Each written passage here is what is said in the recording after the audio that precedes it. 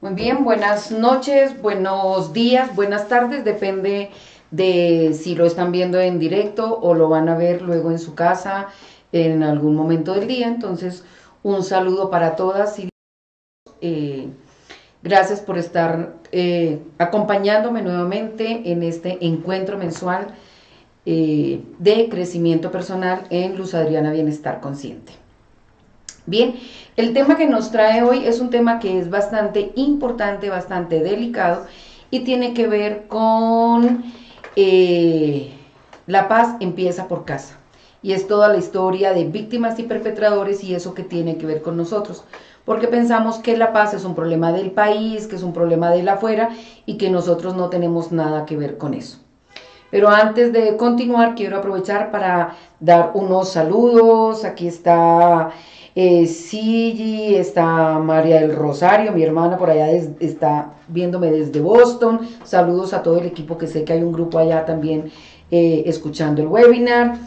A Verónica Harman, muy bien, José Libardo, está Suyi Medina, está Sandra Milena Gómez, a Marta Barbosa, me da mucho gusto verte también por aquí, a Cristina Rincón, a Daniel Noriega, bueno, todos bienvenidos. Algunos son de aquí de Bogotá. Es bueno que escriban de dónde se están conectando, de qué ciudades. Ya tenemos aquí también de Boston, entonces vamos colocando el nombre con el saludo, el lugar de donde se están conectando. Estamos esperando también que los amigos de Argentina, de Perú, de México se conecten. Bien, la paz empieza por casa. Yo quiero que ustedes hagan un ejercicio incluso antes. Si tienen papel y lápiz, les voy a pedir el favor de que en lo posible tomen nota. Este es un ejercicio para ustedes, pero que les va a ayudar a entrar en un poco como en sintonía.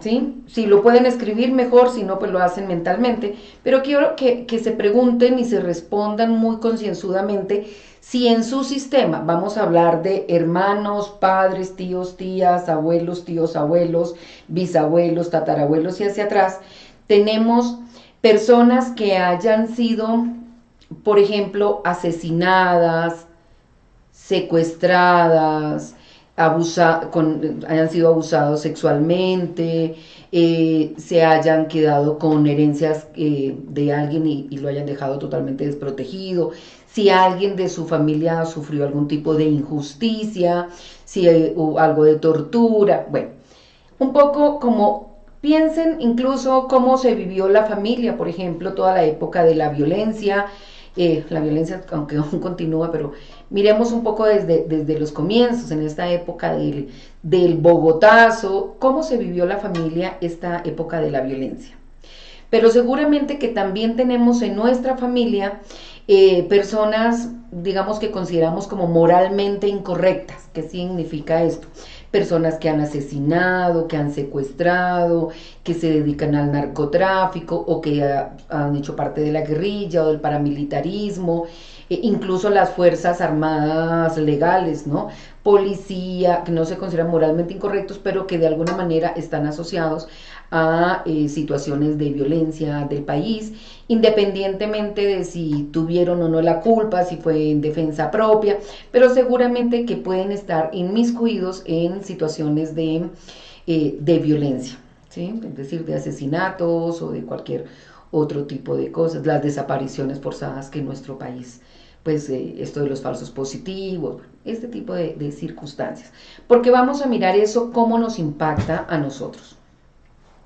Entonces vamos a tener ahí la lista, vamos a seguir hablando y en algún momento vamos a mirar qué hacemos con estos, tanto víctimas como victimarios. ¿Qué es, para algunas personas dicen, Luz Ariana, ¿y qué es eso de perpetradores o qué es eso del victimario? El victimario o el perpetrador es el que ha hecho un daño a otro, ha ejercido un daño al otro, ¿sí? Entonces los ponemos en el orden del perpetrador o del victimario. Y las víctimas son las personas que han sufrido este tipo de situaciones, quienes han recibido el daño, ¿de acuerdo? Bien, Entonces,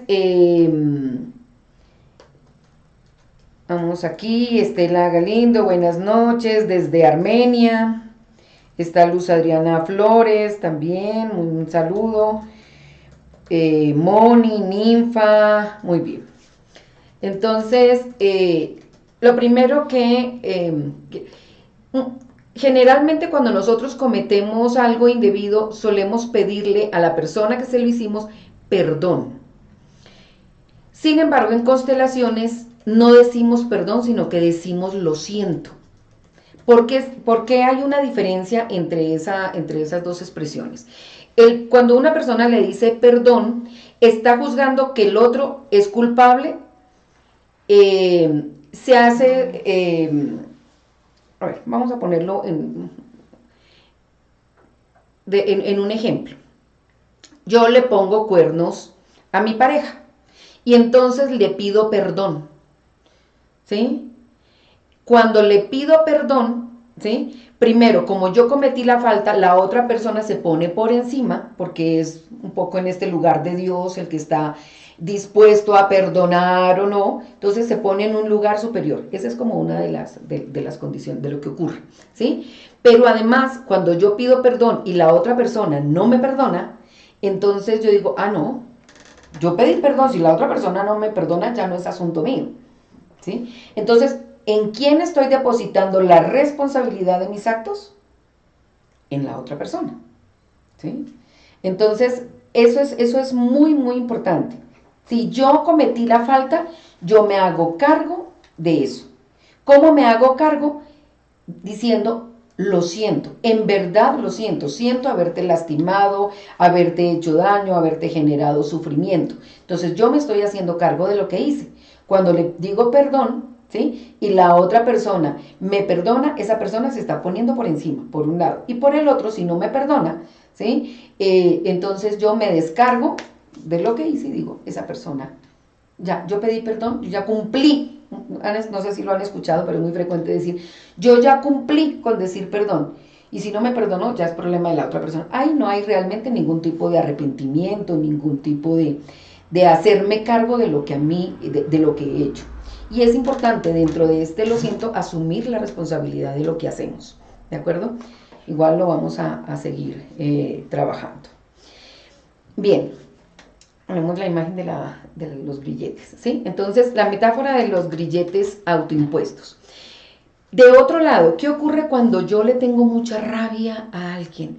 Cuando lo odio, cuando yo he sido la víctima, la que he sufrido el daño, ¿sí? Y entonces, claro, a ese tío que me abusó, por decir algo, o a esa pareja que me puso los cuernos, o a ese socio que me tumbó en el negocio, ¿sí? En el acuerdo económico, y le tengo demasiado odio.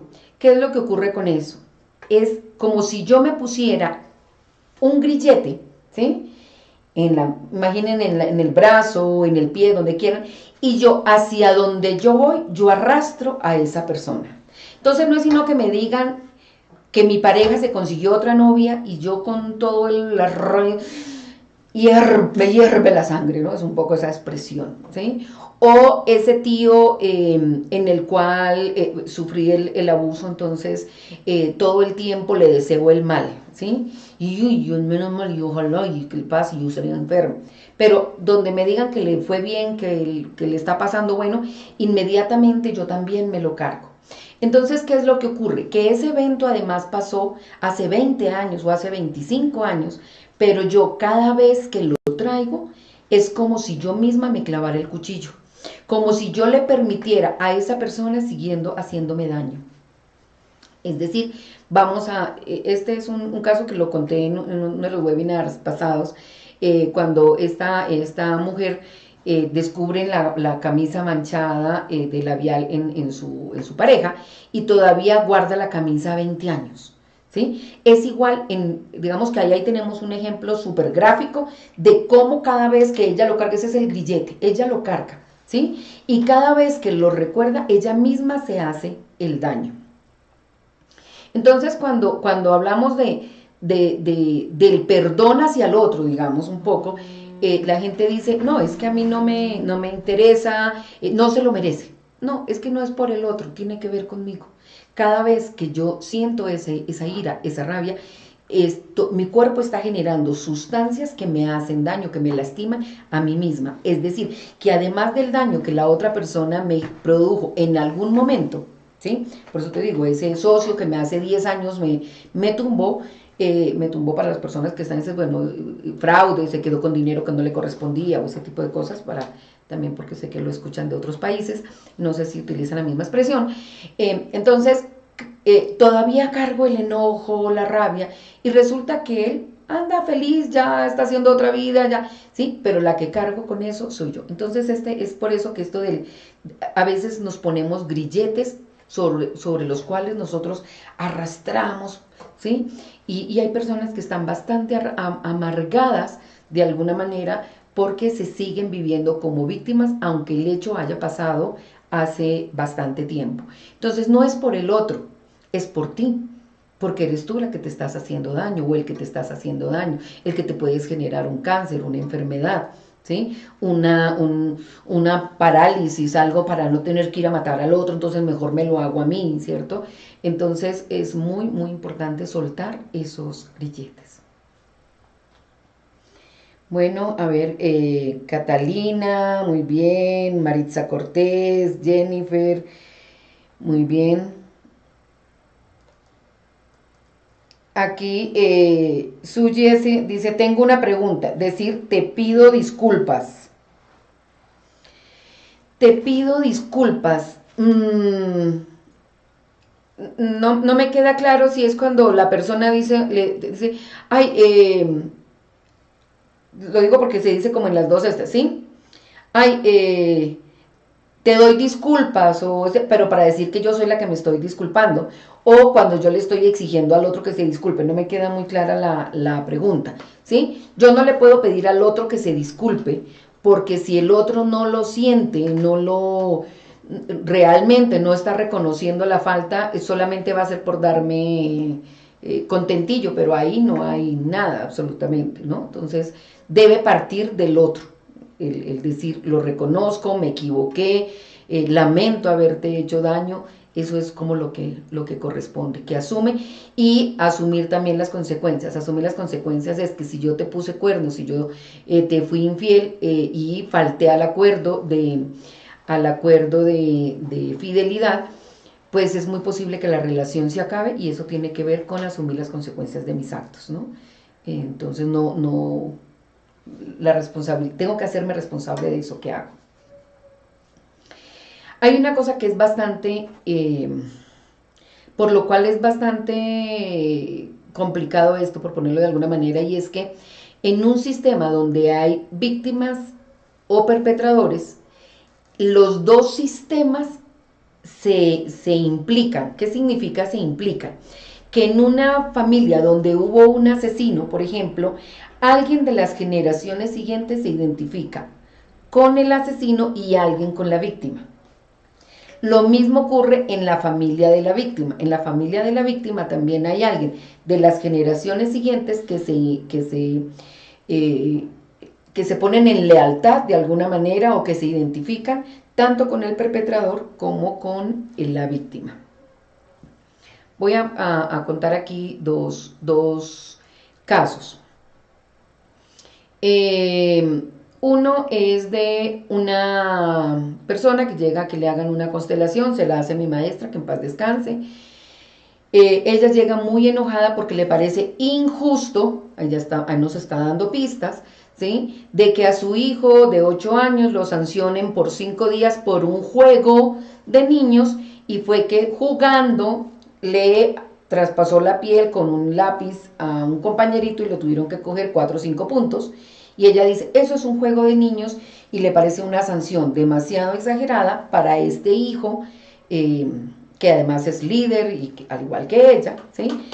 Entonces, cuando mi maestra le pregunta, ¿tú qué haces? Ella dice, yo trabajo en derechos humanos, yo lo que hago es que recojo los testimonios de todo el paramilitarismo, ¿sí?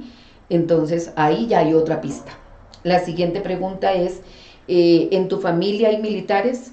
Sí, y era un personaje de alto rango, ¿de acuerdo? Un abuelo de ella, es decir, un bisabuelo del chico.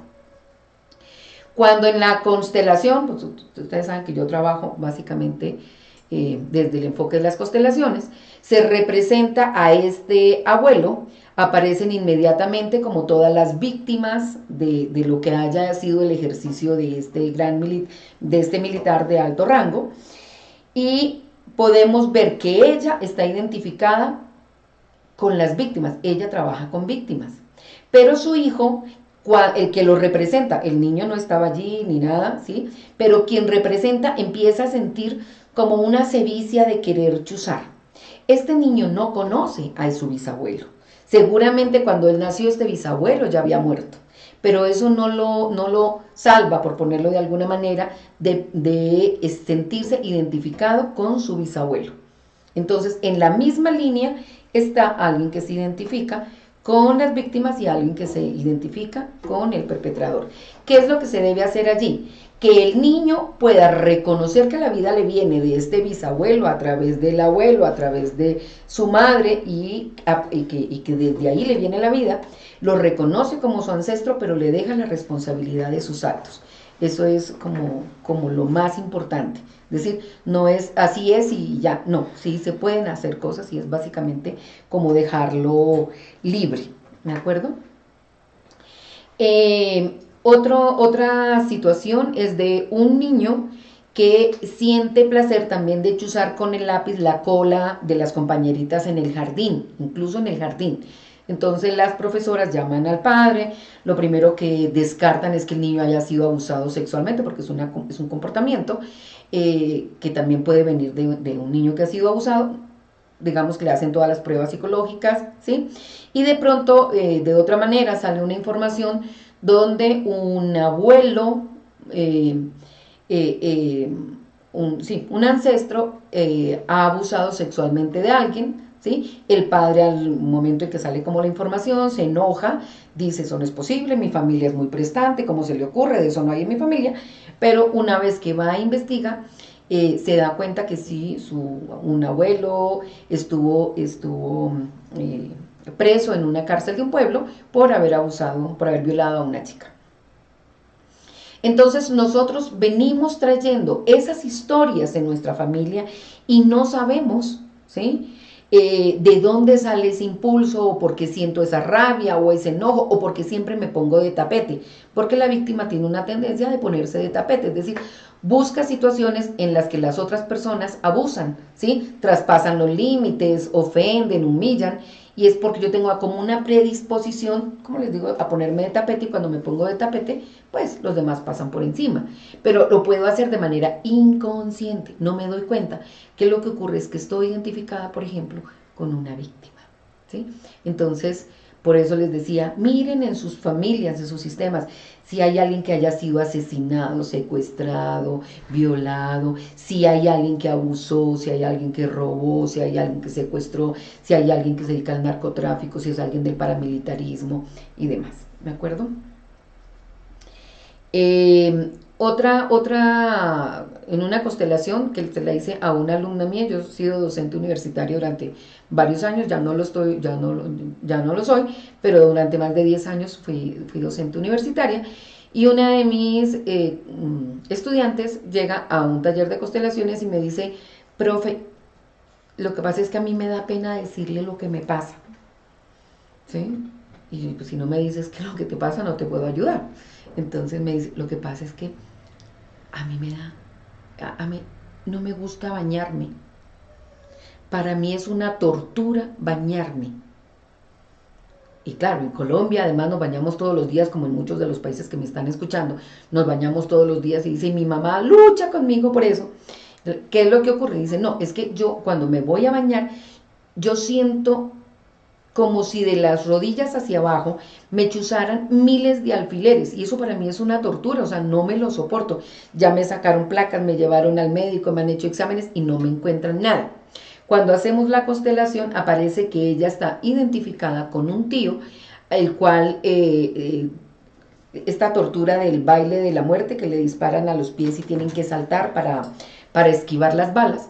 Bien, esta niña, esta chica, estaba identificada con el tío al que había sufrido esta tortura y tenía los síntomas, ¿sí? Y hay situaciones que a nivel médico no le encontramos respuesta, y las constelaciones muchas veces nos permiten mirar esa parte oculta, eso que no logramos ver. Afortunadamente me la encontré como al año, le pregunté cómo seguía y me dijo: profe, usted no sabe la calidad de vida que me dio. Poderme bañar y no sentir esa tortura ha sido una gran bendición. Entonces, será importante que revisemos esa lista que tenemos ahí, la que les he dicho. Yo creo que sí, eso nos va a dar muchas pistas para entender de qué lado estoy, si estoy identificada con alguna víctima o con algún victimario.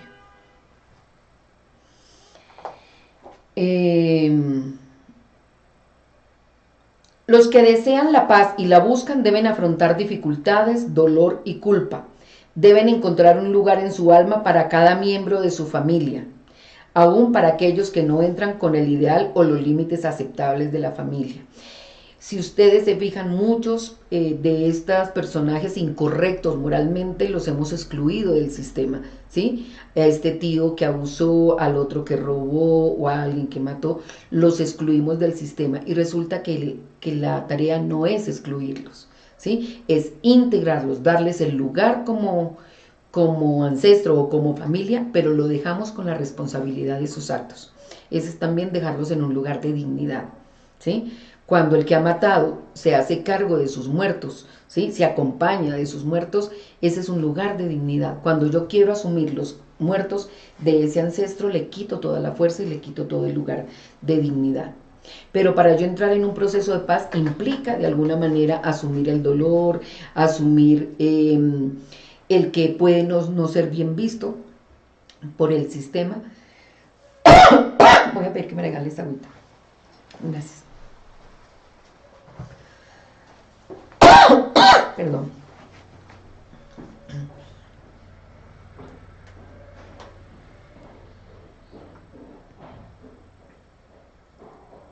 Aquí está Liam, Gloria Galvis. Bueno, no voy a necesitar agua porque se me...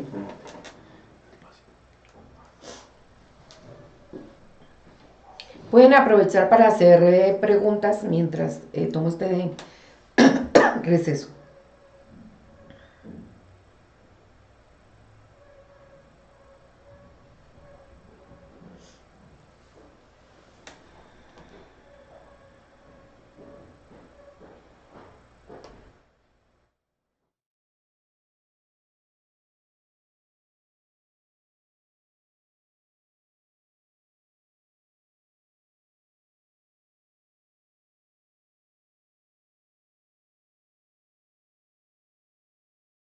Estos son gajes del oficio, así que estamos en vivo, no hay forma de editarlo, así que todo es perfecto.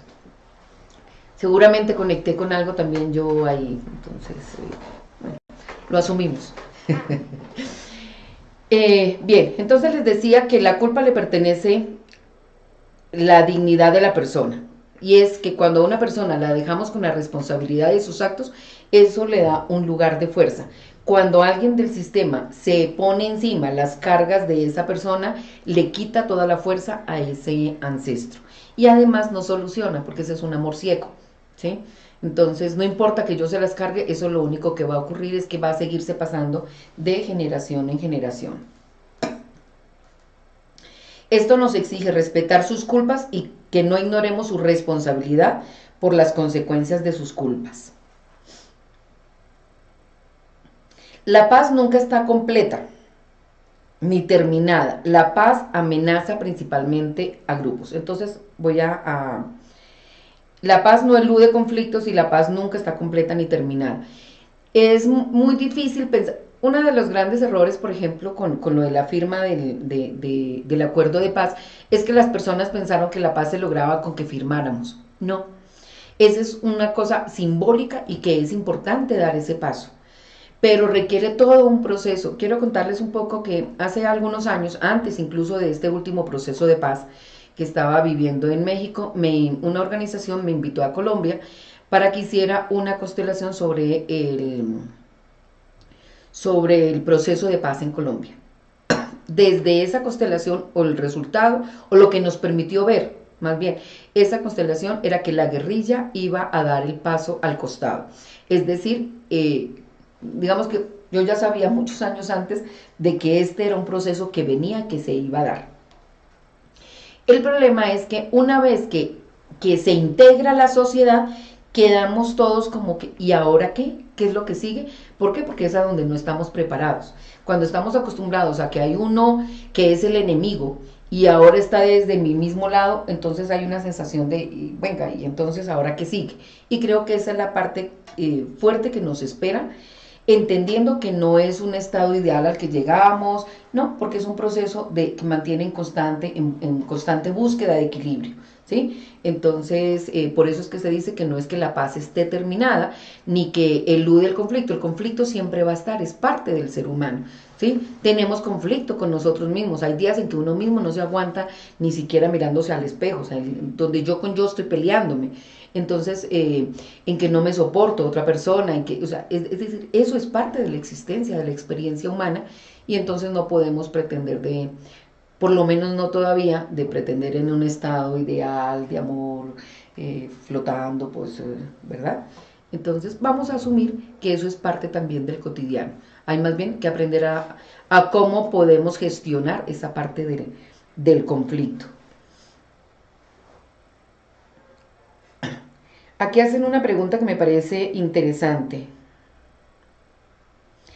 Lía pregunta, ¿se puede estar identificado con la víctima y el victimario a la vez? Sí, y lo vamos a ver más adelante. Entonces, no te la respondo ahorita, pero sí te la respondo. Y si no, vuélveme las preguntas, pero sí lo voy a hablar. Dice, ¿cómo le pido perdón a un tío que ya murió y me hizo mucho daño y lo odio mucho? La pregunta es, si él te hizo el daño, ¿de qué le tienes que pedir perdón? ¿Del haberlo odiado? ¿Ese odio a quién le hizo daño? A ti. Es decir, la primera que tienes que perdonarte eres tú, porque tú fuiste la que sentiste ese odio, ¿de acuerdo? Entonces, el trabajo que hay que hacer es, no importa que esté muerto, porque realmente vivos y muertos desde constelaciones funcionan al mismo nivel.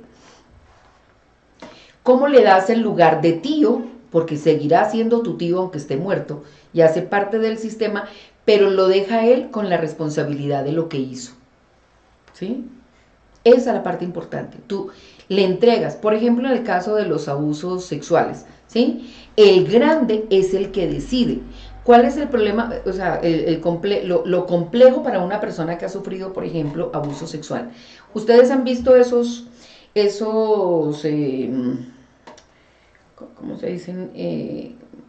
Cables que vienen como entorchados, que vienen en un empaque grueso.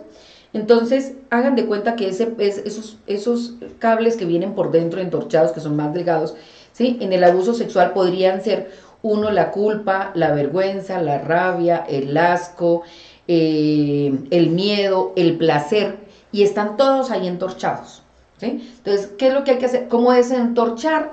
¿Por qué? Porque yo no siento que tenga derecho a mi placer, porque además cuando sufrí el abuso es muy posible que yo sienta que haya tenido algún tipo de placer, ¿sí?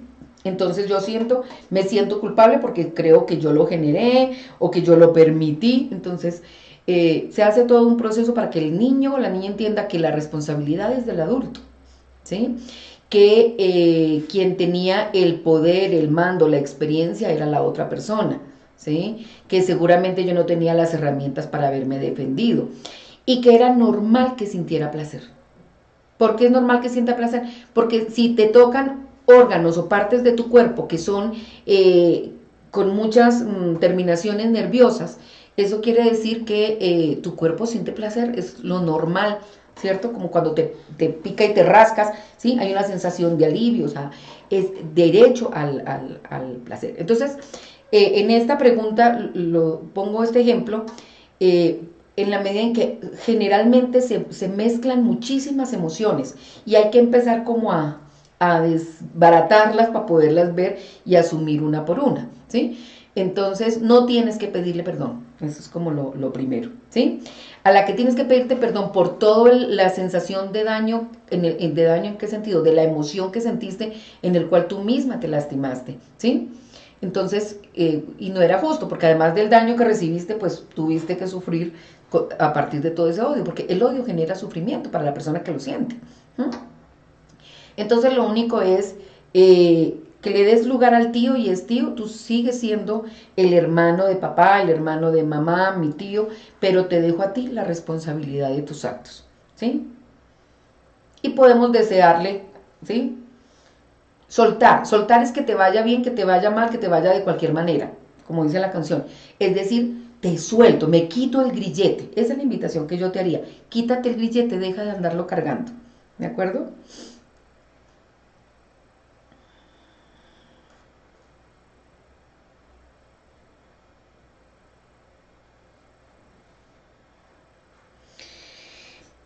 Hay una pregunta que no es tan fácil de responder, porque habría que mirar un poco más las implicaciones, y es decir, si una persona es cómplice de un delito, cualquiera que sea, pero no puede o no quiere denunciarlo, la única forma de quitarse esa carga es decirlo o denunciarlo. Si es cómplice, tiene que hacerse cargo de eso. Y hacerse cargo de eso puede ser la denuncia, puede ser la reparación. Hay algunos casos que permite reparación, otros que no, ya lo vamos a ver ahorita más adelante, pero tiene que asumirla, ¿sí?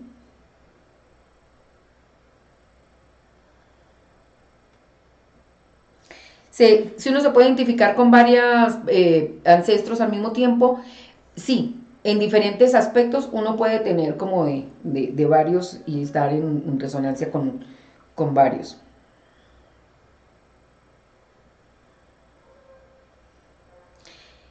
Puede pasar de bisabuelo a nietas, de hombres a mujeres, sí.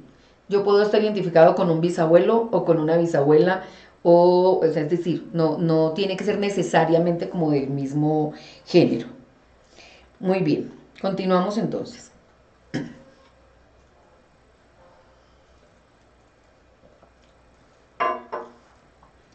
Entonces, vemos cómo los conflictos pasados continúan teniendo un efecto en las almas de sus descendientes, que es un poco todo lo que he estado como explicando.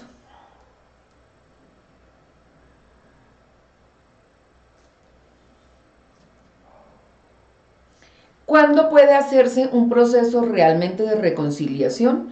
Cuando ambos bandos reconocen a las víctimas de ambos bandos. Voy a devolverme porque este ya está como en la solución. Vamos a suponer que yo soy de la guerrilla, ¿sí?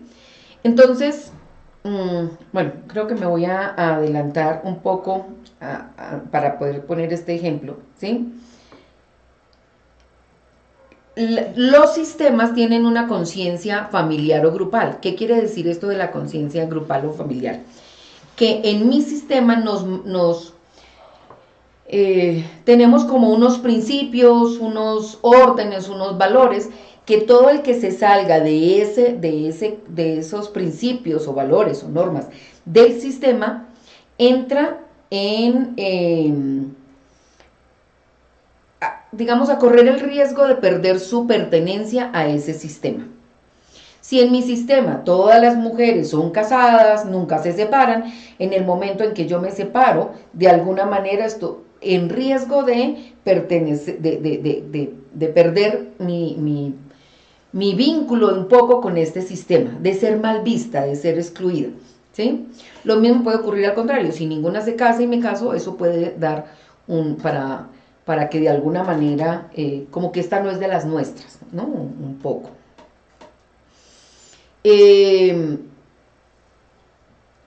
Una persona que opta por una opción sexual diferente a la permitida en el sistema, ¿sí? Donde lo correcto es ser hetero, el que yo asuma mi homosexualidad puede ser mal visto por ese sistema y corro el riesgo de ser excluida, ¿sí? Entonces digamos que yo ahí tengo las dos opciones.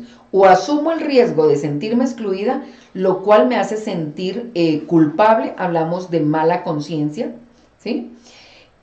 O me niego a mí misma como esa opción, la oculto y puede que no solamente la oculte, sino que me niegue a vivir mi sexualidad para poder pertenecer al sistema, ¿sí? Entonces actúo en buena conciencia con mi sistema para pertenecer.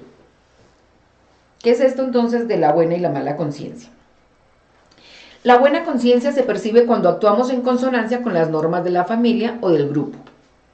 Esto nos asegura la pertenencia, que es lo que les acabo de explicar. Nos sentimos con el derecho de sentir que estamos del lado correcto, que nuestra familia, nuestra religión, nuestra cultura es la correcta y que somos mejor que los demás, porque somos los elegidos de Dios, estamos en la ley, en lo que corresponde, ¿sí? Y eso hace que lo vivamos desde la inocencia. Aquí iba el ejemplo que les quería poner. Si yo soy guerrillera, ¿sí?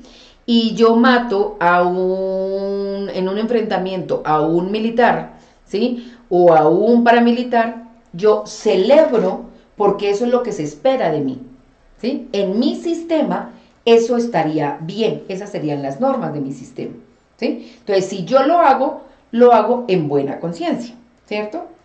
Esa me da una sensación de bien, estoy en inocencia, ¿sí?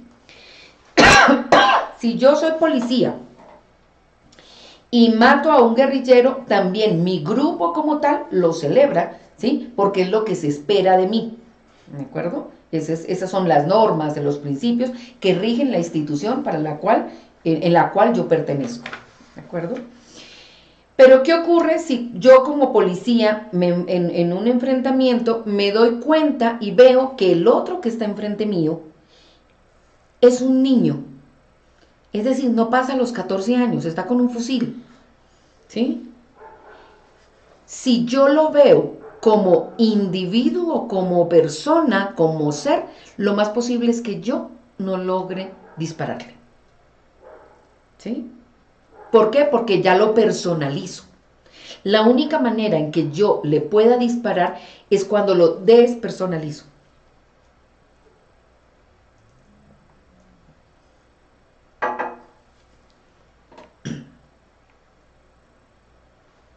¿Qué significa eso? Que lo miro con un rótulo, guerrillero, y ahí ya le quito la identidad, ¿sí? Entonces es más fácil hacer la guerra a grupos que un tú a tú, el persona a persona. Lo tengo que despersonalizar, es la palabra, para poderle disparar. Pero cuando yo logro verlo a los ojos y me doy cuenta que es un niño y lo veo como ser, como individuo, yo digo, podría ser mi hijo, o sea, es absurdo quitarle la vida a una persona que todavía le falta mucho por vivir, cualquier cosa de estas. Entonces, si no lo mato, inmediatamente entro en mala conciencia con mi sistema. Porque lo que espera mi sistema es que yo lo borre como individuo, es un guerrillero, es un enemigo al que hay que acabar, ¿sí? Entonces, si yo lo mato, estoy en buena conciencia con mi sistema y la sensación es de inocencia. Si no lo mato, entro en mala conciencia con mi sistema y tengo que asumir la culpa y el riesgo de ser excluido del sistema. Es decir, que me saquen, que me hagan un juicio, ¿sí? ¿Por qué? Porque no respondí a lo que se esperaba de mí. Ahora, una misma acción puede estar en buena conciencia y en mala conciencia, depende con quién.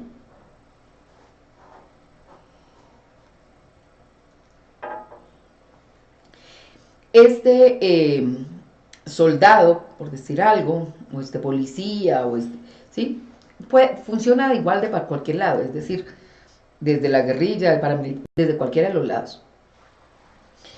Que, por ejemplo, este policía o este soldado que no le dispara al guerrillero, entra en mala conciencia con su sistema, pero quizás entre en buena conciencia con la sociedad, ¿sí? Vamos a ponerlo incluso en términos más coloquiales y más en la casa para no pensar que esto es un problema de afuera del país y que nada tiene que ver con nosotros. Cuando tú como joven o tu hija capa clase para irse con una amiguita al centro comercial o quizás a fumar marihuana y demás, ella se siente culpable por faltarle a las normas de lo que esperan en su casa. ¿Sí? Está actuando en mala conciencia con lo que se espera de su casa y en el colegio. Pero quizás frente a su amiga, frente a la amistad, frente a la complicidad de la amiga, está actuando en buena conciencia. ¿De acuerdo? Un mismo acto puede tener las dos visiones. Cuando yo asumo mi homosexualidad a nivel público, estoy actuando en mala conciencia con mi sistema y en buena conciencia conmigo porque me priorizo yo y porque elijo vivirlo. No sé si esto quede claro. ¿Hay preguntas al respecto? Xiomara desde Arauca, muy bien. Natalia Mora.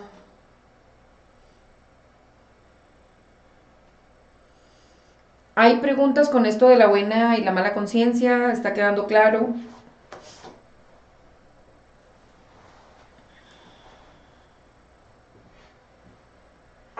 Entonces, la culpa simplemente, ya lo dije, pero para sintetizar, la sentimos cuando ponemos en peligro o hemos perdido el derecho de pertenecer a nuestra familia o a nuestro grupo.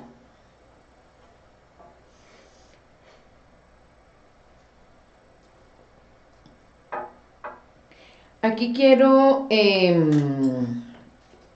entrar a la siguiente, a un tema que no tiene que ver con constelaciones, pero que me parece que es bien importante para el tema que estamos trabajando y tiene que ver con democracia profunda.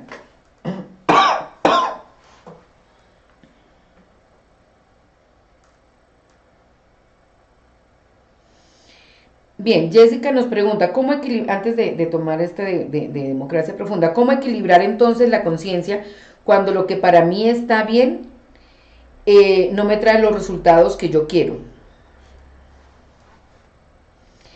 La conciencia, cuando lo que para mi sistema está bien no me trae los resultados que yo quiero. Asumir la culpa. No queda de otra.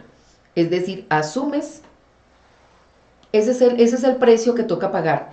Pero lo interesante es que la única manera de que avancemos y que haya cambio es la mala conciencia. ¿Por qué? Porque la buena conciencia nos mantiene en lo mismo, es repetición de la repetidera. Entonces la única manera de avanzar, de evolucionar, es a través de la mala conciencia. Y así es como el mundo ha evolucionado.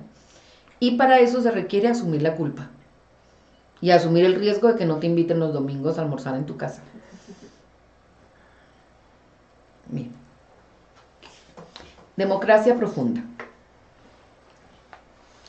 Es un término acuñado por Arnold Mindell, que es una persona que está trabajando desde hace varios años todo el tema de conflicto. Tiene un libro que se llama Sentados en el Fuego.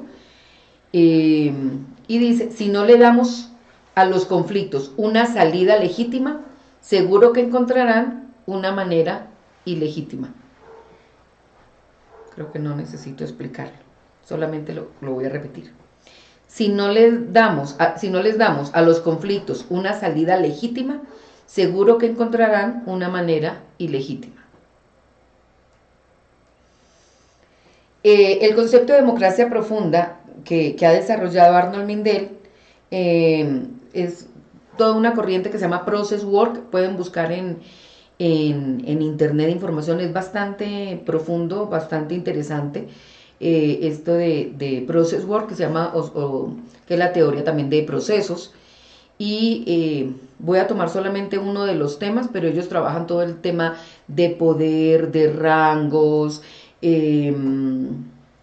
trabajan el síntoma, los sueños, el proceso de ensoñamiento. Bueno, es toda una teoría bastante profunda, pero quiero básicamente trabajar este tema de la democracia profunda como una actitud y como y como un principio. Entonces, como una actitud, dice, la democracia profunda es una actitud que se centra en estar conscientes de las voces que ocupan un lugar central y marginal. Este tipo de conciencia puede ser enfocada en los grupos, organizaciones, en experiencias internas propias de personas en conflicto, etcétera. Al tomar en serio acontecimientos y sentimientos aparentemente sin importancia, que pueden aportar soluciones inesperadas, tanto para los grupos como para los conflictos internos. ¿Qué quiere decir eso? A veces yo digo, yo soy honesta. Ese es como un pensamiento central. Y no tengo en cuenta los que son marginales. Es decir, ¿seguro, Luz Adriana, que usted es muy honesta? ¿De verdad? Y empezamos a relativizar. Pregunto, ¿será que yo he tomado papel de la oficina para hacer mis trabajos de la universidad cuando estaba en la universidad? ¿O el teléfono que paga la empresa para hacer mis llamadas personales? ¿O me he quedado con vueltas de más? Y entonces digo, pues él se equivocó, eso sí, ¿sí? Muy de buenas yo. En Colombia tenemos mucho esta cultura del avivato, ¿sí? Entonces empieza a relativizarse. Pero también puede ocurrir, por ejemplo, que yo esté en una dieta, ¿sí? Y entonces me antojo de un helado. Y entonces empiezan todas las voces. No, Luz Adriana, usted no se puede comer ese helado, mire que usted está haciendo dieta. Ay, pero es que es uno nomás. Además, yo ya he comido harto pasto y esta semana ya me merezco un helado. Sí, Luz Adriana, pero si usted rompe y empiezan a salirme todas esas voces, ¿sí? Ay, pues el que me quiera ver gorda, que me quiera como soy, porque, ¿sí? Entonces, y entonces estoy todo el tiempo con esas diferentes voces, así como es adentro, es afuera, ¿sí? Como es arriba, es abajo, esa es una ley de correspondencia, ¿sí? Entonces, si yo misma tengo ese montón de conflictos, de voces internas peleándose allá, si me como el helado, si no, si me tienen que querer gorda o no, si es que estoy faltándome, si es que no, yo sí tengo disciplina, bueno, este tipo de quien ha hecho dieta sabe muy bien de qué estoy hablando. Eh, en los grupos hacia afuera también ocurre lo mismo, ¿sí? Eh, ¿Qué quiere decir esto? Otro ejemplo. En una situación cualquiera, hay como unos personajes importantes que uno dice, bueno, este tiene que ver en un proceso de adopción, tendría que ver los padres adoptivos, los padres biológicos, la reglamentación interna, el ICBF, el Estado, es decir, confluyen muchísimas voces y todas de alguna manera tienen algo que decir. Cuando se excluyen alguna de estas voces, ¿sí? Se les niega la voz, de alguna manera salta el conflicto por alguno de los lados. ¿De acuerdo? En democracia profunda como principio dice, a diferencia de la democracia clásica, que se centra en la regla de la mayoría, la democracia profunda sugiere que todas las voces, los estados de conciencia y los marcos de realidad son importantes, es decir, que ni siquiera son los personajes, ¿sí? Los estados de ensoñamiento, ¿qué dicen los sueños acerca de eso? Por ejemplo, se tiene en cuenta, ¿sí? Marcos culturales totalmente distintos. En un problema de sequía, por ejemplo, ¿sí? Está una parte de la ciencia, está la parte de la religión, está la parte del chamanismo, y cada uno tiene de alguna manera algo que decir y aportar a ese mismo conflicto. Entonces la democracia profunda lo que hace es que le abre el espacio a todas estas voces. Y creo que si trabajáramos un poco más desde allí, toda esta parte de la búsqueda de la reconciliación y de la paz en Colombia, creo que podría ser una muy buena alternativa. Recomendado el libro de Arnold Mindell que se llama Sentados en el Fuego y trabaja precisamente toda esta parte del conflicto.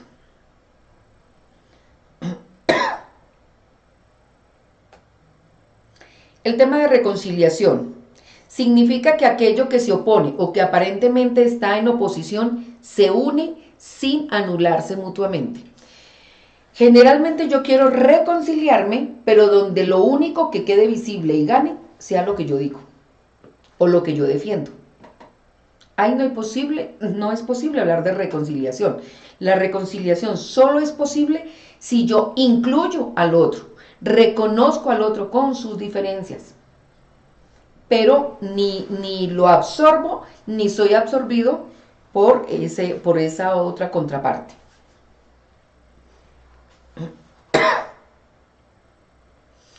Eh, si yo logro incluir la diferencia, realmente lo que hago es que crezco. Es decir, lo más seguro es que esa otra parte tiene algo que yo no tengo y que yo necesito, ¿sí? Y ese otro grupo también tiene una parte que yo tengo y que ellos no tienen. Entonces, digamos que la reconciliación es darle valor al otro en igualdad de condiciones. No quiere decir que yo tenga que cambiar lo que yo tengo, pero reconozco que el otro también tiene el mismo derecho que yo a pensar de manera diferente. ¿De acuerdo?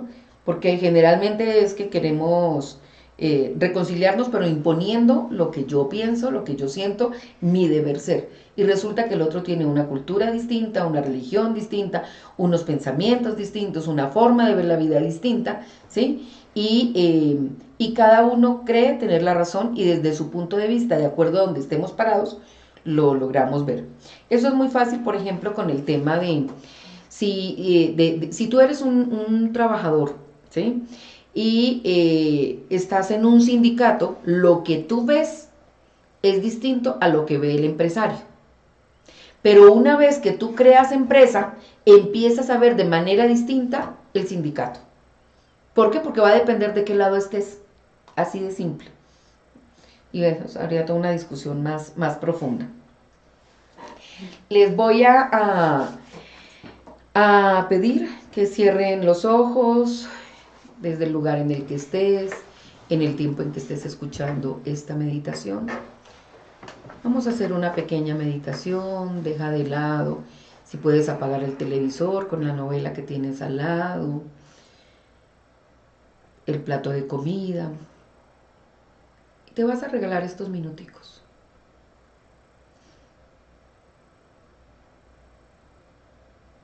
Y vas a traer a tu mente y a tu corazón a todas aquellas personas de tu sistema que han sido víctimas,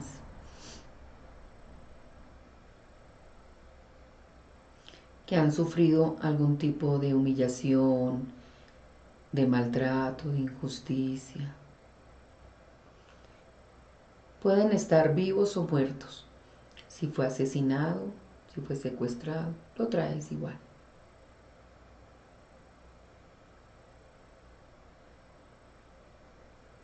Y ahora traes también a todos los que hicieron daño.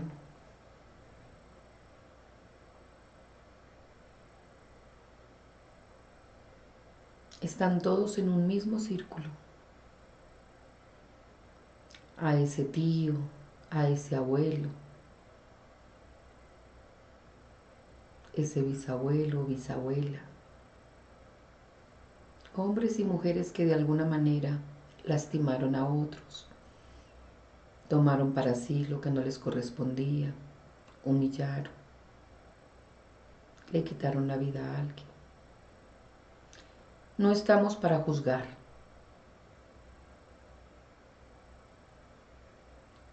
Los miramos a los ojos a cada uno.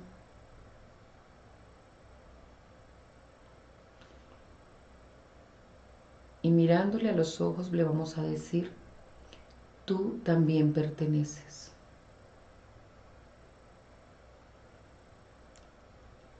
Y puede ser que no sea de nuestro sistema, sino que un tío mató a alguien, traigo al tío, pero también traigo a la víctima.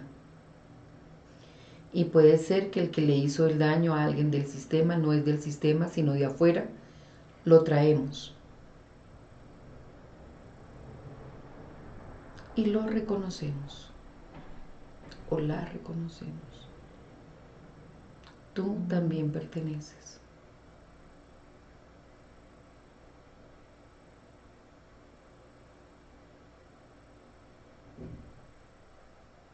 Y quizás vemos cómo se miran víctimas y victimarios.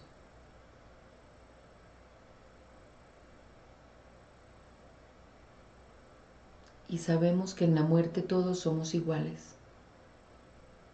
En la muerte nos encontramos al mismo nivel.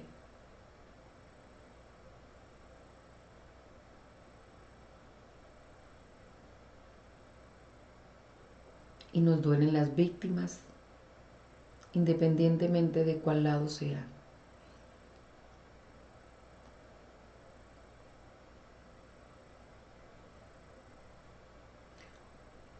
Y les vamos a decir a todos, víctimas y victimarios, honramos sus destinos tal y como fueron.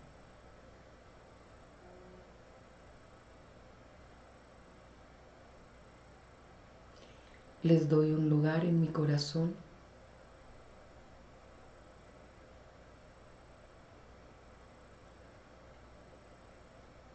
y a partir de este instante dejo de representarlos. Dejo sus cargas con ustedes amorosamente.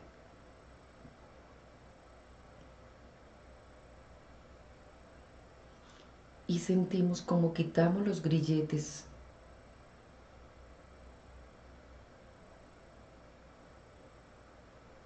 y a los victimarios les decimos, les dejamos la responsabilidad de sus actos.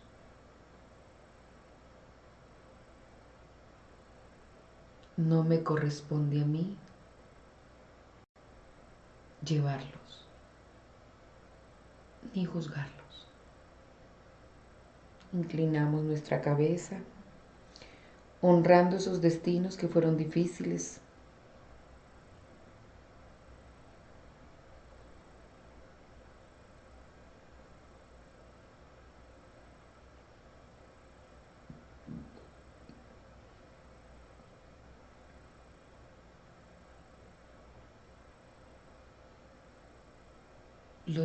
Nos giramos y los visualizamos atrás de nosotros y quedamos con el camino despejado hacia adelante.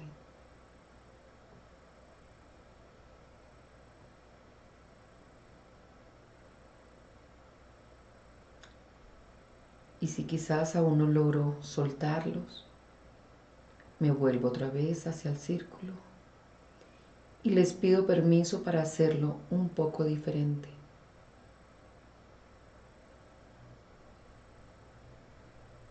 Y contar con su bendición si asumen su propio destino. Nuevamente te giras hacia adelante y allí está tu destino. Y ahora sabes que todo lo que tú haces afectará también a 7 generaciones o más hacia adelante. Y si tú te haces cargo de lo que has hecho, puedes conservar un lugar de dignidad y dejar libre a las nuevas generaciones, hijos, nietos, bisnietos, los que están y los que vendrán. Y si no tengo hijos, quizás tenga sobrinos, sobrinos nietos, o ambos. Y me comprometo conmigo misma, conmigo mismo, a vivir una vida de impecabilidad. ¿Qué significa? Hacer lo mejor que pueda con lo que sé y con lo que tengo.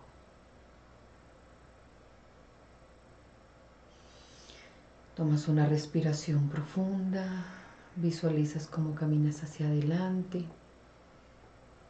y dejas en paz ahora lo que hay atrás, sabiendo que hace parte de tu historia, pero ya no los representas. Siguen siendo tus ancestros y ancestras, pero has dejado con ellos todas las cargas que les corresponde a ellos. Y dicen su nombre, Luz Adriana Valle, me hago cargo solo de lo mío. Muy bien, toman una respiración profunda y volvemos nuevamente al aquí y a la hora.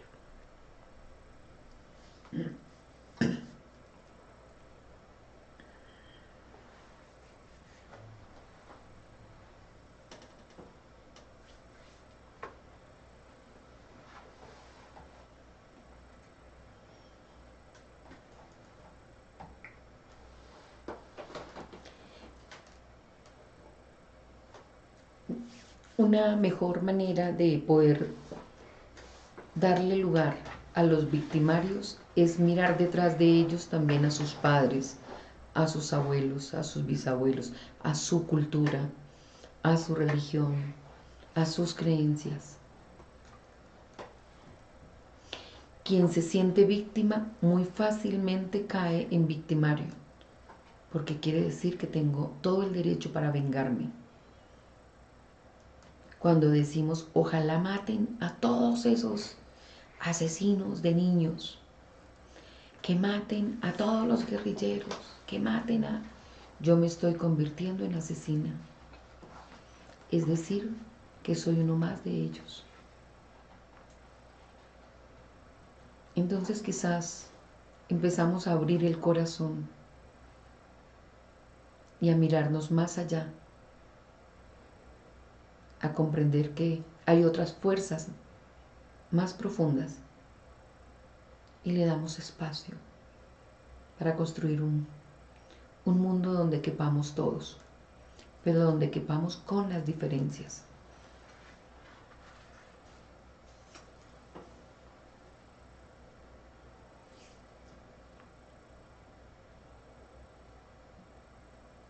Dice Sille, qué meditación tan linda y amorosa. José Libardo, qué forma de dar lugar a los ancestros tan maravillosa. Super luz, dice Marta. Ninfa, qué bella y liberadora meditación. Bueno, me da muchísimo gusto que esto haya generado cambios profundos en su ser y le den cabida a todos, víctimas y victimarios. Y que no importa cuando escuches este video, para los que no están conectados en este instante, igual lo puedan hacer y sea igualmente liberador. Hay dos preguntas más arriba.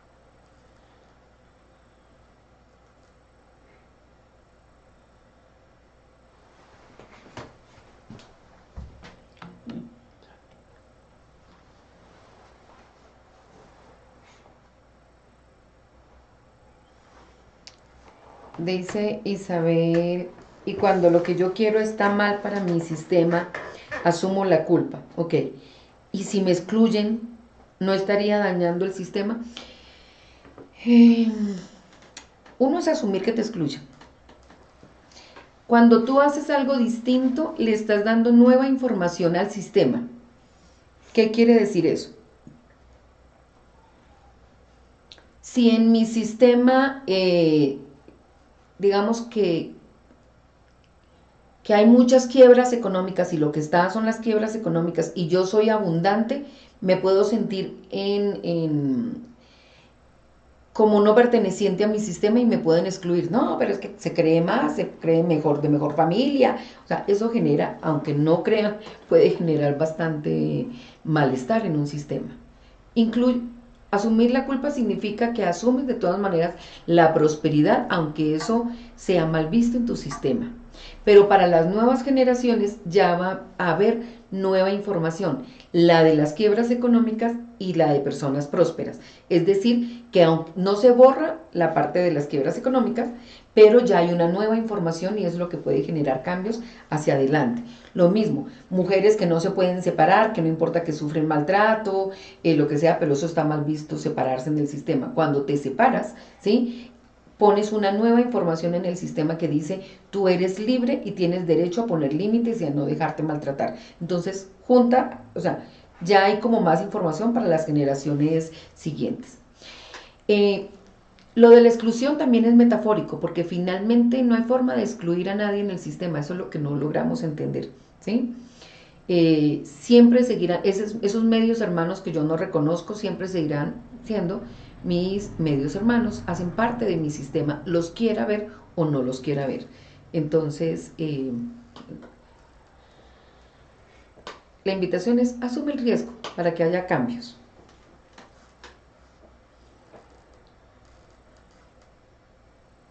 Lía dice, la paz es el equilibrio de aspectos en conflictos, en la exclusión de ninguno de ellos. Sí, esa es una buena forma de ponerlo. ¿Qué quiere decir? Que no es de que yo, para que haya paz, no quiere decir que yo tenga que estar de acuerdo con todos y que todos estemos pensando lo mismo. Pero quiere decir que yo pongo en el mismo valor la opinión del otro. ¿Mm? Eh, La reconciliación entonces solo es posible cuando ambos lados comparten el luto por lo que ha sucedido, sin culpar ni condenar al otro. Se abre el camino para el entendimiento mutuo y la reconciliación. Cuando todos ven a las víctimas a ambos lados y guardan el duelo por lo que ellos mismos han sufrido y por lo que han hecho sufrir a otros. ¿Qué quiere decir eso? Que en un país como el nuestro, donde hay víctimas que son militares, que son guerrilleros, que son paramilitares, que son sociedad civil, donde hay muertos de todos los lados, ¿sí? Este proceso de reconciliación implica asumir el duelo por todos los muertos, no importa de qué lado estén. Y una de las cosas que hace Bergelinger de alguna manera es poner las madres de todos estos muertos, porque a una mamá le duele igual la pérdida de su hijo sin importar de qué lado estaba. Entonces, bueno, creo que el tiempo hoy me ha alargado un poco, son las 8:36. Es bastante, ha sido bastante largo, pero creo que es bien importante y realmente tengo un interés profundo en que este webinar se dé a conocer a muchas personas, les llegue a muchas personas, porque creo que este puede ser como un grano de arena en el aporte a esta gran construcción de paz que hay. ¿Sí? Seguramente que se quedan preguntas sin resolver. Eh,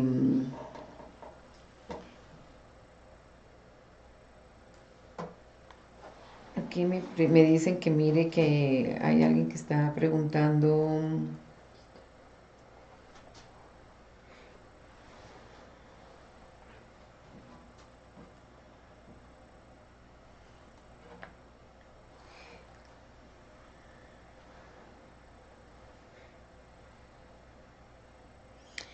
Bien, Gladys Muñoz nos dice, doctora, tengo mucho dolor en mi corazón porque el último año que vivió mi hijo no le celebré su cumpleaños porque estaba enojada con él. ¿Qué hago?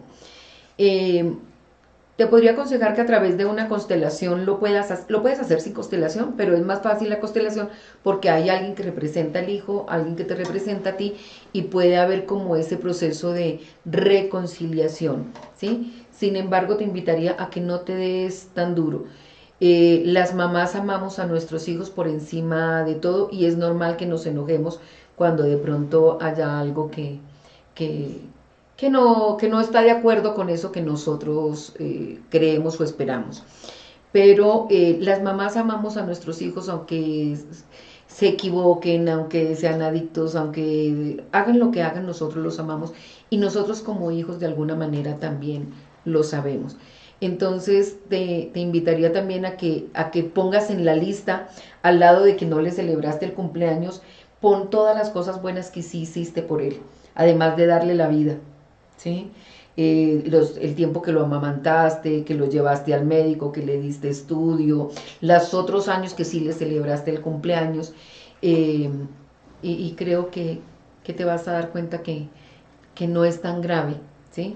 Pero digamos que la constelación te permite un poco como hacer ese link desde lo afectivo, desde lo emocional, desde lo amoroso con el hijo. Sería como lo que yo te recomendaría, pero también la invitación a que no te des tan duro y que pongas en la balanza también lo que sí hiciste bien.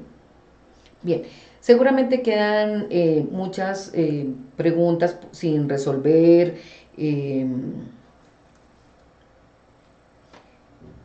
Dice Zuli, me pareció trascendental ser consciente de que todo lo que hago ahora afecta a 7 generaciones, así no tenga hijos. Muchas gracias, Luz Adriana, muy bien. Entonces, bueno, me despido, es todo por hoy. Recuerden, Luz Adriana Valle, de Luz Adriana Bienestar Consciente. Es un placer tenerles aquí. Compartan con las otras personas para que vean este video, si viste que a ti te sirvió, que te dio información importante. Recuerden que tengo en el canal también otros webinars igualmente gratuitos sobre sanando el sistema familiar, sobre la relación de pareja, sobre nuestro lugar como hermanos, sobre nuestro lugar en la vida. Entonces también la invitación a que veas los otros webinars que tenemos en la página. Ha sido un placer, nos vemos el próximo mes con un nuevo tema. Bendiciones.